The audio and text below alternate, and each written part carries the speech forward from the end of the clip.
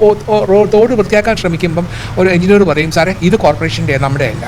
അങ്ങോട്ട് മാറി ഒരു 100 മീറ്റർ കഴിയുമ്പോൾ പറയും, ഇത് PWD പിന്നെ നാഷണൽ ഹൈവേയുടെയാണ്, നമ്മുടെ അല്ല. മുഖം നോക്കാതെ നടപടി എടുക്കാനുള്ള ത്രാണി ഉണ്ടാവണം. അതിനുള്ള ആക്ട് നമ്മുടെ കയ്യിലുണ്ട്.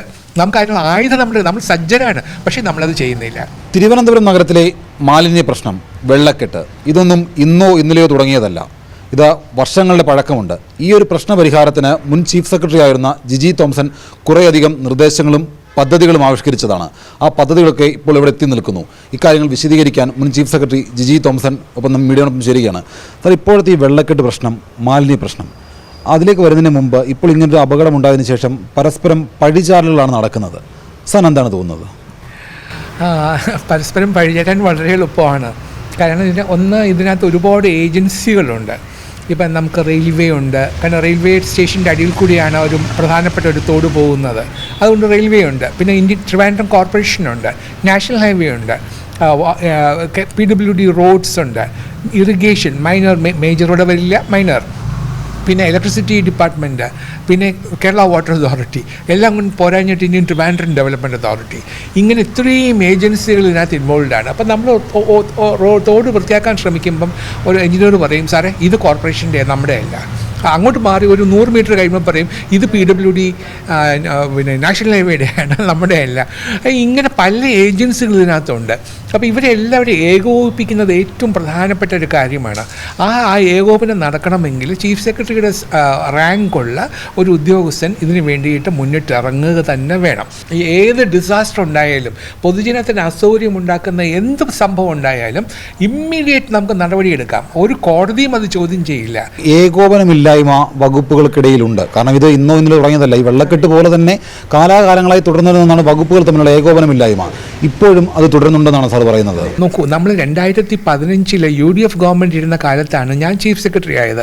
അന്ന് പൊടുന്നനവേ ഒരു വെള്ളപ്പൊക്കം ഉണ്ടായി.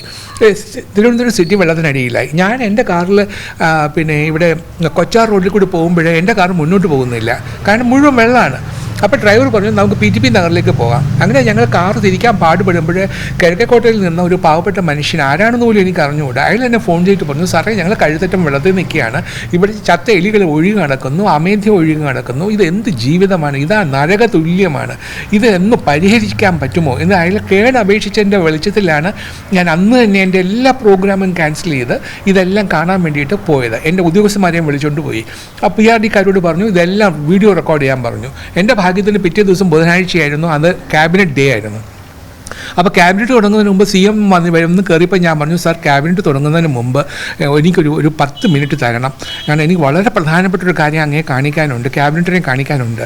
ശരിയെന്ന് പറഞ്ഞു, കാണിക്കാൻ പറഞ്ഞു. അപ്പോൾ ഞാൻ ഈ കാഴ്ചകളെല്ലാം വീഡിയോ റെക്കോർഡഡ് ആയിരുന്നു, അത് കാണിച്ചു കൊടുത്തു. അപ്പോൾ മന്ത്രിമാർ ചോദിക്കുകയാണ്, ഇത് എവിടെയാണ്, കേരളത്തിലോ? നമ്മുടെ നാട്ടിലൊന്നും അങ്ങനെ ആവാൻ സാധ്യതയില്ല എന്നൊക്കെ പറയുകയാണ്. അപ്പോൾ ഞാൻ പറഞ്ഞു, അല്ലല്ല, ഇത് നമ്മുടെ മൂക്കിന് താഴെയുള്ള സ്ഥലത്താണ് ഇത് നടക്കുന്നത്. അപ്പോൾ പറഞ്ഞു, അത് നാണക്കേടാണ്, ഇത് എത്രയും വേഗം പരിഹരിക്കണം. പണ്ട് എത്രയും സ്ട്രിക്റ്റായിട്ട് ചില കാര്യങ്ങൾ ഇംപ്ലിമെൻറ്റ് ചെയ്യുന്നു, നിർദാക്ഷിണ്യം നടപടിയെടുക്കുന്നു. അങ്ങനെ തുടർന്നിട്ടും ഇപ്പോഴും ചില കാര്യങ്ങൾ ഒരു മാനദണ്ഡവും പാലിക്കാതെ മുമ്പോട്ട് പോകുന്നുണ്ടോ എന്നുള്ളതാണ് ഓരോ അപകടങ്ങളും കാണിക്കുന്നത്. ഒരു സംശയവുമില്ല, ഇതാണ് നമ്മുടെ പ്രശ്നം. കാരണം എന്ന് പറഞ്ഞാൽ നമ്മളിപ്പോൾ നോക്കൂ, UDF ഗവൺമെൻറ് കാലത്ത് ഇത് ചെയ്തു എന്ന് പറഞ്ഞത് കൊണ്ടാണ് LDF ഗവൺമെൻറ് തൊടാത്തത്. നമുക്കെല്ലാവർക്കും അറിയാവുന്ന കാര്യമാണ്. അവരതിനെ അങ്ങ് നിരാകരിച്ചു. എന്നാൽ അത് നമ്മൾ നോക്കേണ്ടത് എന്താണ്, ഇത് ഫലപ്രദമായ ഒരു നടപടി നടന്നിട്ടുണ്ടോ, LDF ആണോ UDF ആണോ ഒന്നും നോക്കാൻ പാടില്ല. The proof of the pudding is in its eating എന്ന് പറയും. അതുകൊണ്ട് അത് വിജയകരമായി നടന്ന ഒരു സംഭവമാണെങ്കിൽ അത് തുടരണം.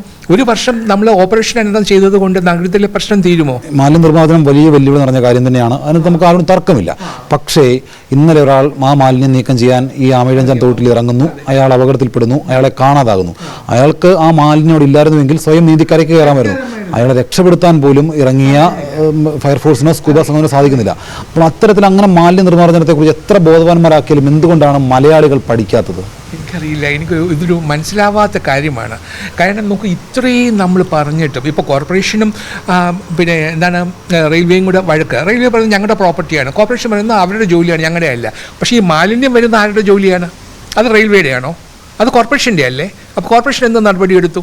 ഇവിടെ ഇത്രയും ക്യാമറകൾ വെച്ചിട്ടുണ്ടല്ലോ, എത്ര പേരുടെ പേരിൽ ശിക്ഷണ നടപടിയിലെടുത്തു? നിങ്ങൾ സിംഗപ്പൂരിൽ പോയി നോക്കൂ, റോഡിൽ തുപ്പിയാൽ 500 സിംഗപ്പൂർ ഡോളറാണ് ശിക്ഷ. ഇതിനകത്ത് ആ നടപടി എടുക്കുന്ന ആ ജനത്തിന് ബോധ്യം ഉണ്ടെങ്കിൽ ഒരാൾ ധൈര്യപ്പെടില്ല. ആക്ഷൻ എടുക്കാൻ പറ്റണം. അന്നേരം എന്താണെന്ന് വെച്ചാൽ ഒരു ആക്ഷനോട് ഇവിടെ ഈ നമ്മുടെ സംസ്ഥാനത്തിൽ പ്രശ്നം അറിഞ്ഞുകൂടെ ഷിജോയ്ക്ക്? ഒരു നടപടി എടുക്കാൻ പറ്റുമോ? ഉടനെ ഒരു യൂണിയൻകാരൻ പറയുന്നത് ഞങ്ങളുടെ യൂണിയനാണ്, ഇവിടെ തൊടാൻ പാടില്ല എന്ന് പറയും. ഇതുകൊണ്ടാണ് ഈ പ്രശ്നം ഉണ്ടാകുന്നത്. ഈ വക കാര്യങ്ങളിൽ മുഖം നോക്കാതെ നടപടി എടുക്കാനുള്ള ത്രാണി ഉണ്ടാവണം. അതിനുള്ള ആക്ട് നമ്മുടെ കയ്യിലുണ്ട്, നമുക്ക് അതിനുള്ള ആയുധം നമ്മൾ സജ്ജരാണ്, പക്ഷേ നമ്മളത് ചെയ്യുന്നില്ല. മാലിന്യ നിർമ്മാർജ്ജനത്തിന് ഉത്തരവാദിത്തപ്പെട്ടവർ അത് കൃത്യമായത് ചെയ്യണം. അത് ചെയ്യാത്തവർക്കെതിരെ മന്ത്രിമാരടക്കമുള്ളവർ കർശനമായിട്ടുള്ള നടപടി, മുഖം നോക്കാതെ നടപടിയെടുക്കണം. അല്ലെങ്കിൽ ഇത്തരത്തിലുള്ള അപകടങ്ങൾ ഇനിയും ആവർത്തിക്കും. പകർച്ചവ്യാധികൾ ഉണ്ടാകുന്നത് മഴക്കാലമായതുകൊണ്ട് മാത്രമല്ല, നമ്മൾ വലിച്ചെറിയുന്ന മാലിന്യം കൊണ്ട് കൂടെയാണ് എന്ന് ഓർമ്മിപ്പിക്കുകയാണ് മുൻ ചീഫ് സെക്രട്ടറി ജിജി തോംസൺ. തിരുവനന്തപുരത്ത് നിന്ന് ബിജു മടവൂറിനൊപ്പം ഷിജോ കുര്യൻ, മീഡിയ 1.